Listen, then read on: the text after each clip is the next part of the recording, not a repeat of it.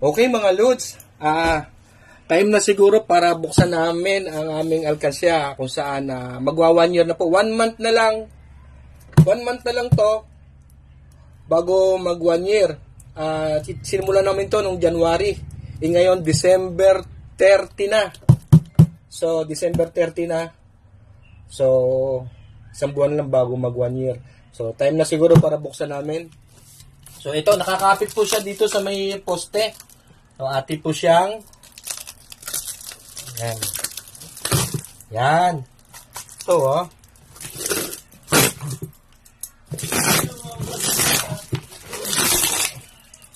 So tanggalin natin. Yan. So puro buo po to, puro papel. Okay, dito. Ay.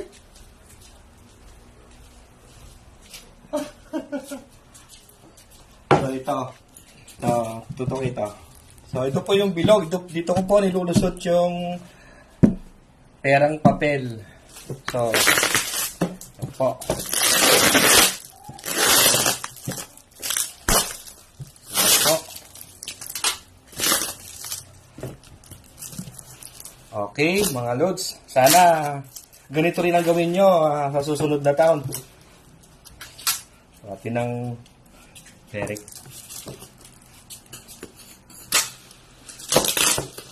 Yan. So, isang taon po to, halos isang taon. 1 month na lang.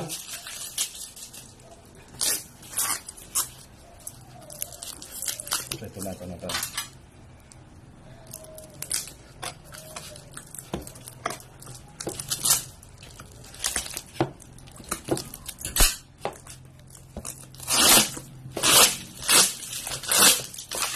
Ayan.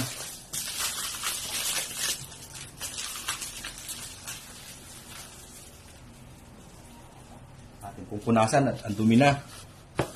So ito po ay alkansya namin na sinimulan namin noong January 2023. So ngayon po ay bubuksan na namin at kulang-kulang po isang taon. Ngayon po ay December 30, 2023 din. Okay? Thank you, Lord. Thank you, Lord.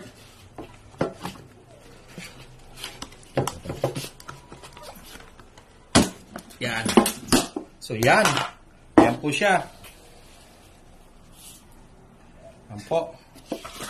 So, ating label mo. Yan. Wow, thank you, Lord, sa blessings. So, wala na po, oh. So, ang tansyan ko po, maabot po to ng mga 90,000. Dahil, minsan, naguhulog po ako ng 3,000, bawat linggo. Minsan, ang pinakamababa ko pong hulog ay 1,200 linggo-linggo. Kapag minsan, medyo nakakaluwag po, naguhulog po ako ng 3,000, 4,000 sa isang linggo. Yun po.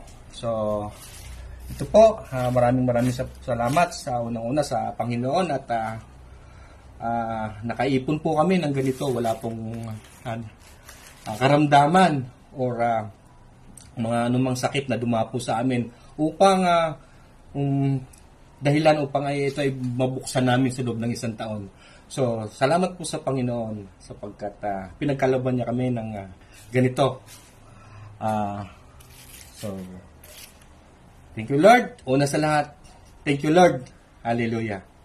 Amen. Okay po, ito po yung kabuuan ng aming naipon sa loob po ng 11 months. Maraming salamat kay Lord. At binigyan pa kami ng kalakasan upang makaipon po kami ng ganito kalaking halaga. So, thank you po at sana po ay ganito din po ang gagawin ninyo sa susunod na taon. So, marami pong salamat.